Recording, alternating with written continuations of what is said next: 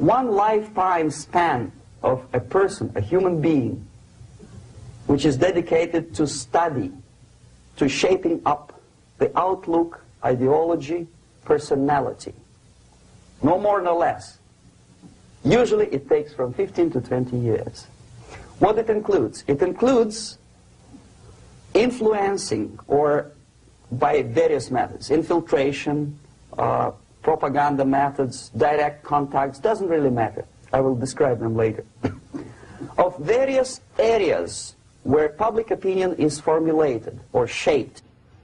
Religion, educational system, social life, administration, law enforcement system, military, of course, and labor and employer relations, economy.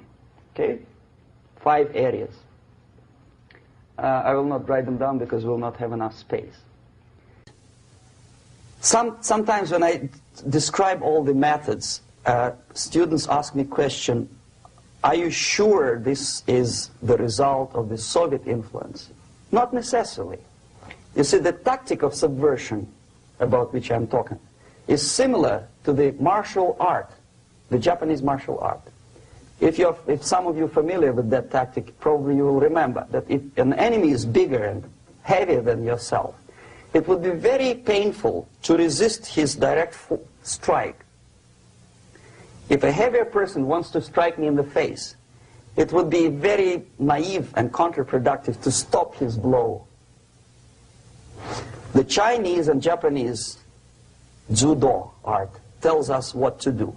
First to avoid the strike, then to grab the fist and continue his movement in the direction where it was before, right? Until the enemy crashes in the wall. You see? So, what happens here? The target country obviously does something wrong. If it's a free democratic society, there are many different movements within the society. There are obviously, in every society, there are people who are against this society. They may be simple criminals, ideologically in disagreement with the state policy, conscientious enemies, simply psychotic personalities who are against anything, right? And finally, there are a small group of agents of a foreign nation, bought, subverted, recruited, right? The moment all these movements will be directed in one direction, right? This is the time to catch that movement and to continue it until the movement forces the whole society into collapse, into crisis, right? So that's exactly the martial art tactic. We don't stop an enemy. We let him go. We help him to go in the direction we want them to go. Okay? So, on the stage of demoralization, obviously there are tendencies in each society, in each country, which are going to opposite direction from the basic moral values and principles. To take advantage of these movements, to capitalize on them, is the main purpose of the originator of subversion. So we have religion, we have education, we have social life, we have power structure, we have labor relations, unions, and finally we have law and order. 1, 2, 3, 4, 5, 6. Okay? These are the areas of application of subversion. What it means exactly? In case of religion, destroy it, ridicule it, replace it with various sects, cults, which bring people's attention, faith, whether it is naive, primitive, doesn't really matter.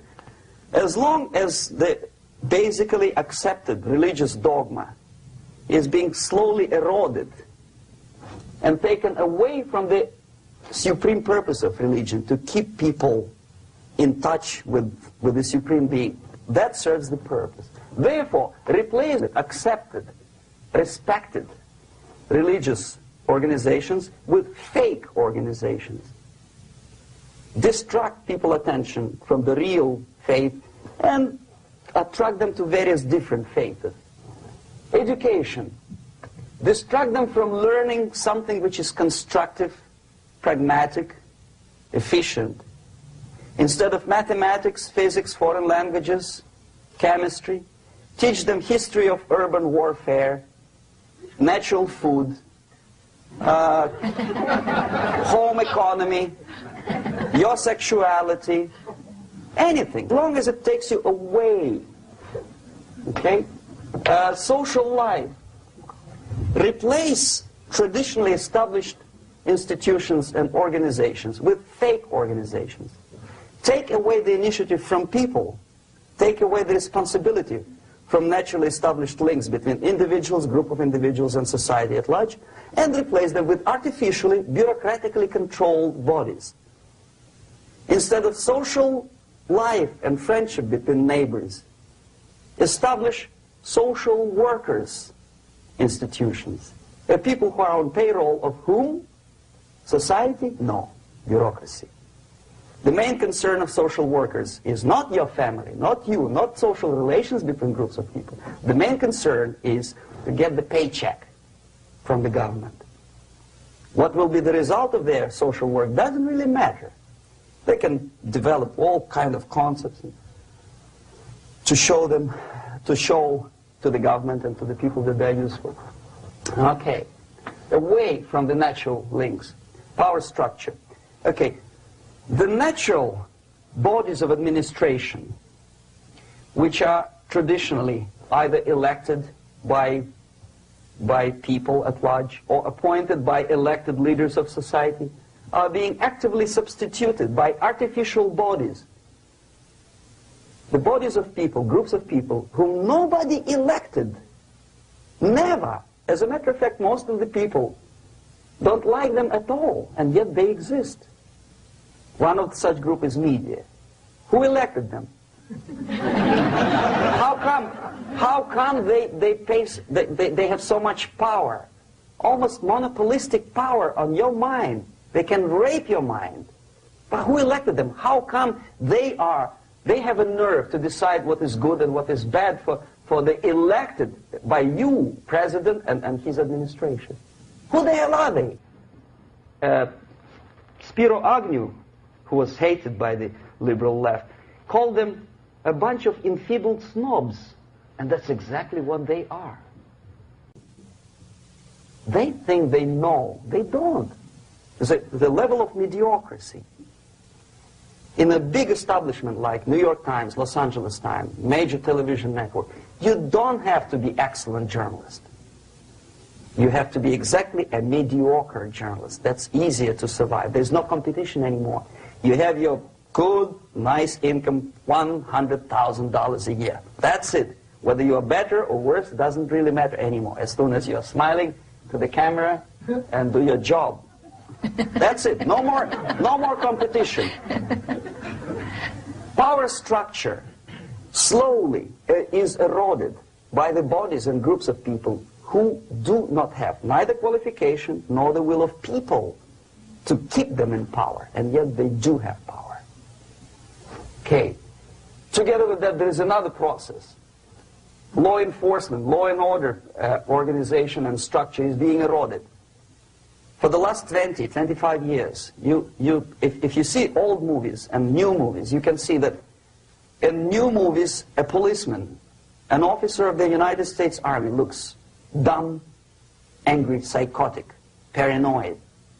A criminal looks nice, kind of, well, he smokes hash and shoots the whatever drug, but basically he's a nice human being.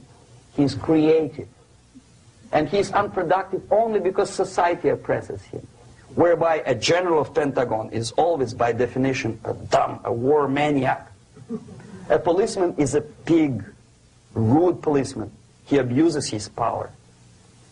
You know? A generalization like that. The hatred, the mistrust to the people who are supposed to protect you and enforce law and order. Moral relativity. The Angelo Buono process lasted 2 years in Los Angeles.